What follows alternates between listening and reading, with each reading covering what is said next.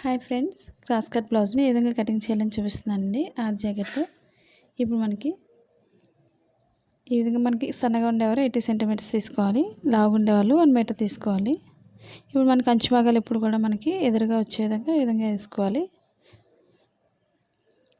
ఇప్పుడు ముందుగా blouse loose తీసుకోవాలి. ఇప్పుడు వెనక భాగానికి నడుము భాగానికి తీసుకోవాలి. ఇప్పుడు మనకి బ్లౌజ్ లూజ్ వెనక భాగానికి తీసుకోవాలి. ఇప్పుడు 2 ఖర్చు భాగాలని మధ్య ఫోల్డ్ చేసి తీసుకోవాలి.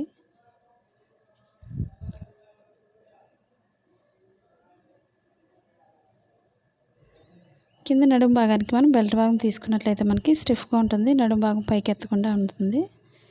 ముందుగా బెల్ట్ భాగం కోసం వేరే మొక్కని మనం తీసుకోవాలి. ఇప్పుడు కింద బార్డర్ తీసుకోవాలి, 1 పాయింట్ ఎక్స్ట్రా ఖర్చు భాగం కోసం. ఇప్పుడు ఈ బార్డర్ దగ్గర నుంచి బ్లౌజ్ లూజ్ తీసుకోవాలి. ఇప్పుడు లూజ్ ఎంత అవుతుందో డాట్స్ కోసం మనం 1 ఇంచ్ ఎక్స్ట్రా తీసుకోవాలి. ఇప్పుడు బార్డర్ దగ్గర నుంచి మనకి డీప్ భాగం ఎంత అవుతుందో కరెక్ట్గా అక్కడ వరకు ఒక మార్క్ చేసుకోవాలి. పాయింట్ ఎక్స్ట్రా పైకి ఖర్చు భాగం కోసం తీసుకోవాలి.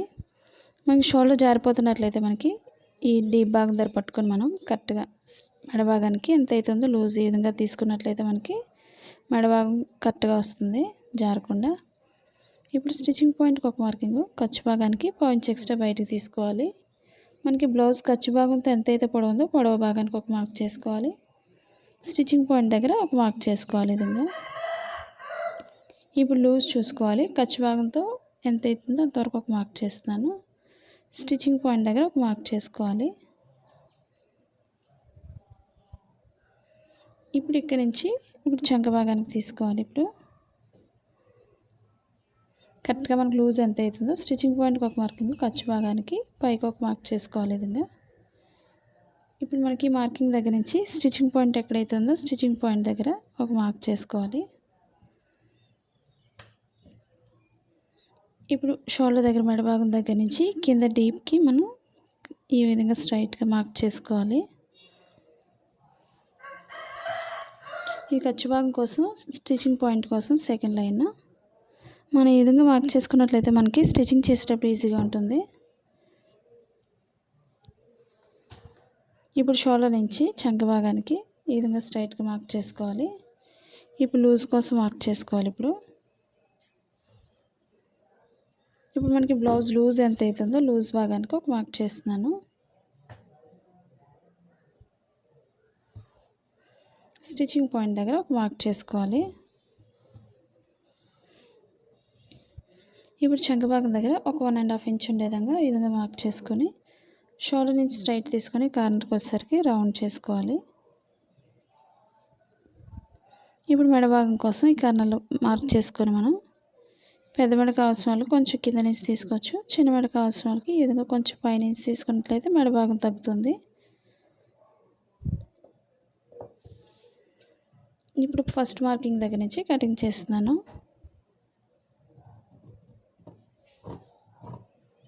మనం క్లాత్ని జరగకుండా చుట్టూ మార్క్ చేసుకున్న చుట్టూ కట్ చేసుకోవాలి ఈ విధంగా.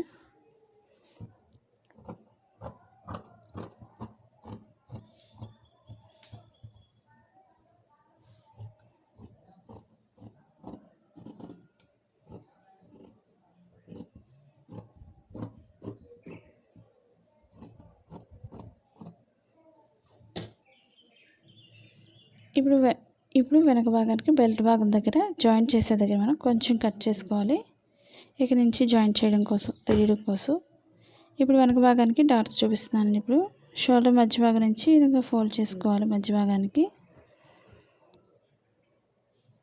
ఒక 3 ఇంచెస్ ఉండే విధంగా మార్క్ చేసుకోవాలి. మన బ్లౌజ్ ఆర్తో కూడా తీసుకోవచ్చు మెజర్మెంట్ని. ఇప్పుడు ఈ బోర్డర్ దగ్గర నుంచి ఎంత అవుతుందో కరెక్ట్గా మనకు సరిపోతుంది. ఈ విధంగా మనం మార్క్ చేసుకోవాలి 2 వైపులా కూడా.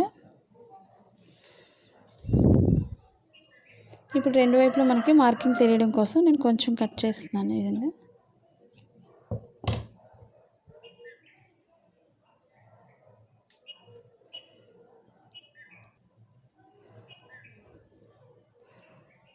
ఈ విధంగా 2 వైపులా వేసుకోవాలి. ఇదే వెనక భాగంతోనే మనకి ఫ్రంట్ పార్ట్ తీసుకోవచ్చు. కింద మనం ఎప్పుడు కూడా క్రాస్గా తీసుకోవాలి ఈ విధంగా ఈ చంక భాగం దగ్గర. ఇప్పుడు మనకి మెడ భాగం ఎంత అవుతుందో ఇప్పుడు చూసుకోవాలి ఇప్పుడు ఉక్సుల భాగంతోనే మెజర్మెంట్ని.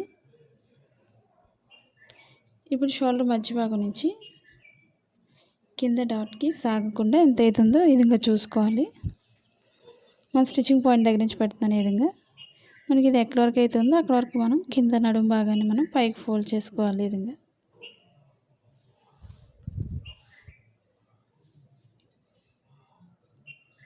ఇప్పుడు చుట్టూ కూడా మనం బ్యాక్ పార్ట్ చుట్టూ మనం మార్క్ చేసుకోవాలి. ఈ విధంగా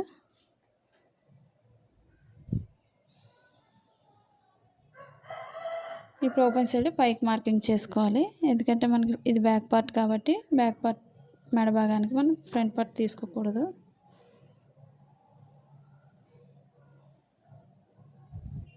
ఇప్పుడు చంక భాగానికి స్టిచ్చింగ్ పాయింట్కి ఒక మార్కింగ్, లోతు భాగం దగ్గర ఒక మార్కింగ్ చేసుకోవాలి. ఇప్పుడు మెడ భాగానికి ఒక మార్కింగ్ చేస్తున్నాం స్టిచ్చింగ్ పాయింట్కి. ఇప్పుడు మెడ భాగానికి ఉక్సుల భాగంతో చేసుకోవాలి. ఇప్పుడు స్టిచ్చింగ్ పాయింట్ నుంచి ఈ విధంగా ఫ్రంట్ పార్ట్ని వేసుకోవాలి.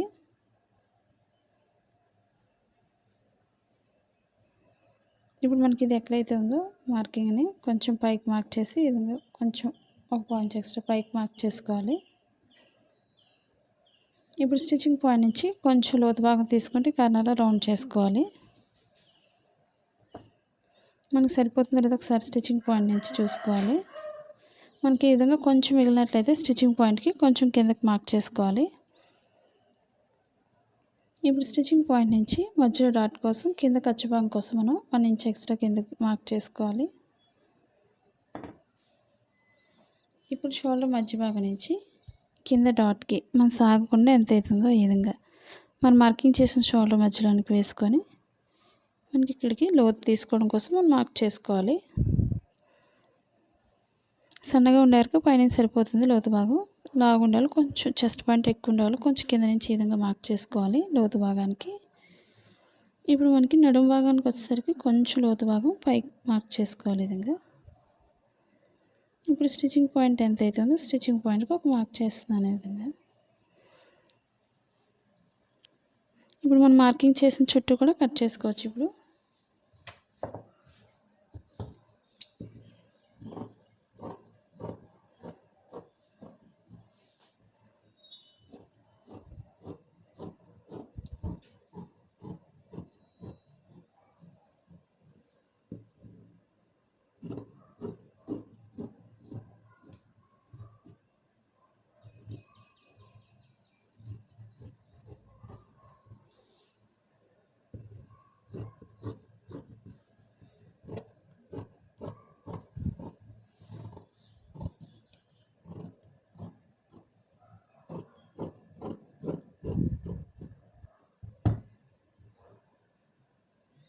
ఇప్పుడు మనం లోతు భాగానికి ఇక్కడ మార్కింగ్ చేసిన దగ్గర మనం లోతు భాగం ఒక హాఫ్ ఇంచ్ ఉండే విధంగా మనం మార్క్ చేసుకోవాలి ముందుగా. ఇప్పుడు మనం ఫ్రంట్ పార్ట్కి లోతు భాగం తీసుకోవాలి స్టిచ్చింగ్ పాయింట్ నుంచి. ఎందుకంటే మనకి చంక భాగంలో ముడతలు రాకుండా ఉండాలంటే ఈ విధంగా మనం ఫ్రంట్ పార్ట్కి లోతు భాగం తీసుకోవాలి.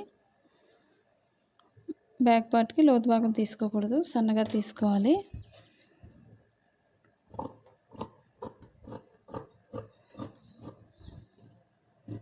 పైకి వెళ్ళేసరికి బాగా సన్నగా తీసుకోవాలి.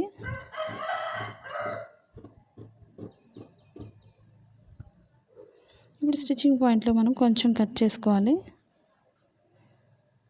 అంటే మనకి స్టిచ్చింగ్ చేసేటప్పుడు ఈజీగా ఉంటుంది కాబట్టి ఈ విధంగా మనం మార్కింగ్ దగ్గర కట్ చేసుకోవాలి. ఇప్పుడు డాట్స్ చూపిస్తున్నానండి. ఇప్పుడు ఓపెన్ సైడ్ నుంచి కొంచెం డౌన్ చేసుకొని ఈ విధంగా కొంచెం పైకి క్రాస్ చేస్తున్నాను. ఈ విధంగా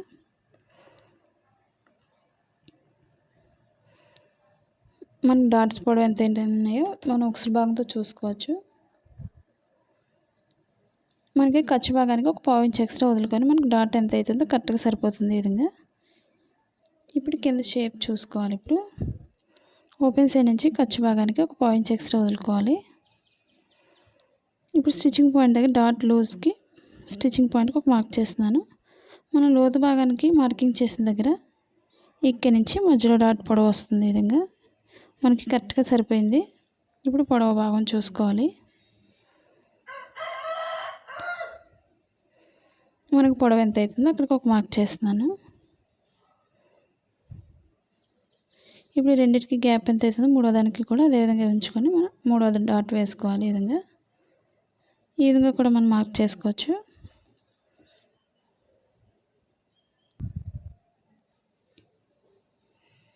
షేప్ పట్టిని తీసుకోవాలి. మనకి క్లాత్ ఎక్కువ ఉన్నట్లయితే 2 చొప్పున 4 తీసుకోవచ్చు, లేదా 6 కూడా తీసుకోవచ్చు. మనకు తక్కువ ఉన్నట్లయితే మనకి 2 తీసుకొని వెనక భాగానికి వేరే కలర్ని మనం జాయింట్ చేసుకోవాలి. ఇప్పుడు మనకి ఉక్సుల భాగంతోనే తీసుకోవాలి.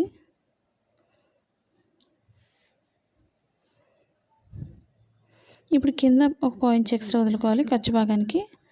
ఓపెన్ సైడ్ కూడా ఖర్చు భాగానికి ఒక పాయింట్ ఎక్స్ట్రా వదులుకొని మనం మార్కింగ్ చేసుకోవాలి. స్టిచ్చింగ్ పాయింట్కి ఒక మార్కింగ్, ఖర్చు భాగానికి ఒక మార్క్ చేసుకోవాలి. మనకి బ్లౌజ్ లూజ్ ఎంత అవుతుందో లూజ్ భాగానికి ఒక మార్క్ చేస్తున్నాను. స్టిచ్చింగ్ పాయింట్ దగ్గర ఒక మార్కింగ్, ఖర్చు భాగానికి ఒక మార్క్ చేసుకోవాలి. 2 ఈక్వల్గా అయితే ఉండవు, చూసుకొని మార్కింగ్ చేసుకోవాలి. మనకి పొడవు బ్లౌజ్ అయినట్లయితే ఓపెన్ సైడ్ ఎప్పుడు కూడా 3.5 ఇంచెస్ తీసుకోవాలి. నడుము భాగానికి 2.5 ఇంచెస్ తీసుకోవాలి. ఈ విధంగా డౌన్ చేసుకుంటూ మనం లోతు భాగం తీసుకోవాలి.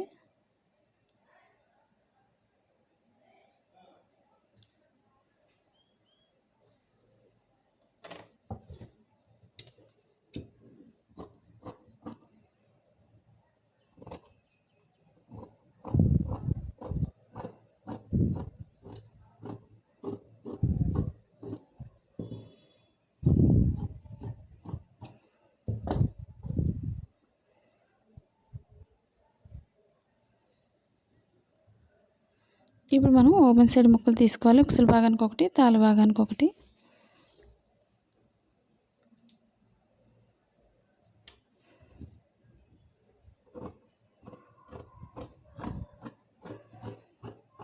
స్ట్రైట్గా ఉండేవే తీసుకోవాలి 2 ముక్కలు కూడా. ఇప్పుడు హ్యాండ్స్ తీసుకోవాలి. ఇప్పుడు 2 హ్యాండ్స్ కోసం 2 ఫోల్డింగ్స్తో తీసుకోవాలి. ఇదే భాగాన్ని మధ్యకి ఫోల్డ్ చేసుకోవాలి.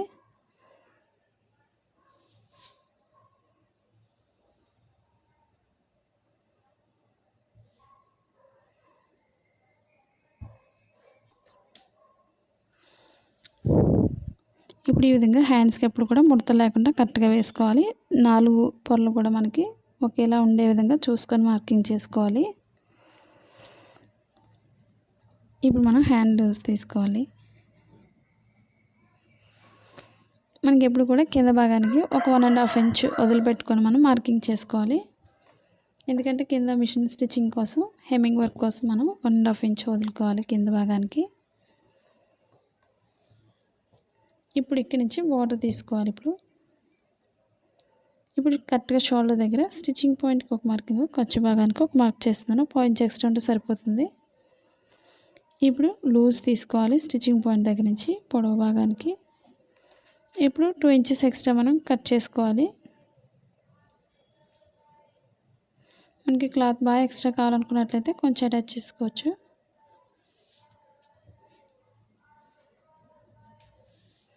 ఇప్పుడు షోల్డర్ దగ్గర నుంచి 1 ఇంచ్ వరకు స్ట్రైట్ తీసుకోవాలి. 1 ఇంచ్ దాటిన దగ్గర నుంచి లోతు భాగం ఈ విధంగా తీసుకోవాలి.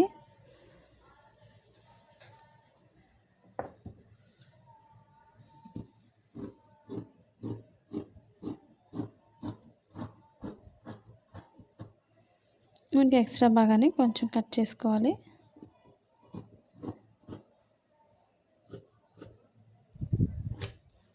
షోల్డర్ మధ్యలో కొంచెం కట్ చేసుకోవాలి. మనకు పొడవు భాగం దగ్గర కూడా కొంచెం కట్ చేసుకోవాలి. ఇప్పుడు 2 రైట్ సైడ్స్ కూడా లోపలికి వచ్చే విధంగా వేసుకోవాలి లోతు భాగం తీయడం కోసం. ఇవి ఒకదానికొకటి ఎదురుగా వేసుకొని ఒకదానిపై వేసుకోవాలి. ఇప్పుడు మనకు ప్లెయిన్ తెలియదు కాబట్టి ముందే మార్క్ చేసుకోవాలి. రాంగ్ సైడ్ పై భాగానికి వెనక భాగానికి రావడం కోసం. ఇప్పుడు స్టిచ్చింగ్ పాయింట్ నుంచి లోతు భాగం తీసుకోవాలి. మనకి పైన భాగానికి మార్కింగ్ చేసాం కాబట్టి లోతు భాగానికి ఈ విధంగా హ్యాండ్స్ కూడా మనం లోతు భాగం తీసుకోవాలి. ఫ్రంట్ పార్ట్కి వచ్చే విధంగా 2 లేయర్స్ మీద తీసుకోవాలి. ఈ విధంగా స్టిచ్చింగ్ పాయింట్ నుంచి మనం సన్నగానే తీసుకోవాలి. ఈ విధంగా ఫ్రంట్ పార్ట్కి హ్యాండ్స్కి మనం లోతు భాగం తీయడం వల్ల మనకి చంక భాగంలో ముడతలు రాకుండా పర్ఫెక్ట్గా వస్తుంది బ్లౌజ్ అనేది. ఇప్పుడు ఈ లోతు భాగం ఇప్పుడు కూడా మనకి బ్లౌజ్ ఫ్రంట్ పార్ట్కి రావాలి. అది తెలియడం కోసం మనం స్టిచ్చింగ్ పాయింట్లో కొంచెం కట్ చేశాను. ఈ పైన లోతు భాగానికి మనం హ్యాండ్స్ లోతు భాగం కూడా ఇక్కడి నుంచి మనం స్టార్ట్ చేసుకోవాలి స్టిచ్చింగ్ చేసేటప్పుడు. ఇప్పుడు బ్యాక్ పార్ట్కి స్ట్రైట్గా ఉండే ముక్కను తీసుకోవాలి, ఒక 2 ఇంచెస్ ఉండే విధంగా బెల్ట్ భాగం కోసం.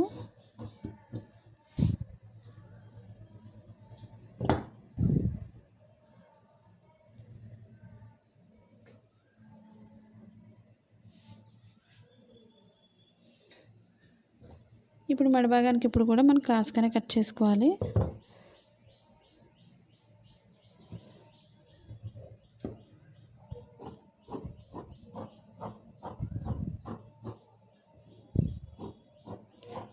ఒక 1 ఇంచ్ వెడల్పుంటే సరిపోతుంది మెడ భాగానికి.